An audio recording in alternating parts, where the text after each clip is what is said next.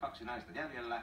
Lähimpänä kameraa tässä naisten puolelta Päivi Saarinen Sisä-Suomen Tikasta, Keski-Suomesta. Pohjalla samat 200 pistettä kuin Ilona Freemanilla, mutta nyt lipeää heti. Pitkään ollut mukana eikä ole vielä mitään SM-menestystä taustalla, että erinomainen saavutus, että hän on päässyt tuolla ensimmäisellä kierroksella noin hyvään tulokseen, mutta nyt helposti jo sitten vähän alkaa jännitys painaa. Ja sitten puolestaan miesten kilpailusta Veikko Leskinen Vaasan Tikasta esiin. Hänellä 206, eli Pontolaan näiden etua 4.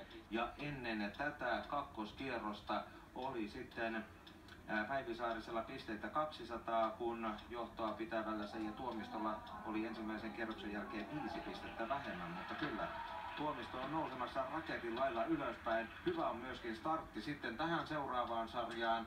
Veikko Leskisellä kaikki 8 ringissä, 4. mahtuu siihen ympyrään mukaan, mutta viimeisellä tulee vain 6 pistettä. Se ensimmäinen sarja hänen puolestaan. Kyllä. Veikko Leskinen, 35 kärkeen 41 toisella. Nyt täytyy panna parastaan, jos meinaa vielä pärjätä johdossa olevalle Seppo Lehtoselle, jonka kokonaispisteet ovat 409. Siihen tuli 2 vähän huonompaa, 6 ja 7 hänen sarjaansa datossa. Die sitten SM-pronssin Juha Hyyrynen, ensimmäisen finaalikierroksen paras, jää 4. Nokelainen 5. Leskisen kanssa samat pisteet. Asko Rantanen on 7. ja Aino Tammi Turun Tikasta 8. Eli Seppo Lehtonen, Suomen mestari. Keski-Suomeen menee kaksoisvoitto ja Kainuuseen pronssi. Kyllä.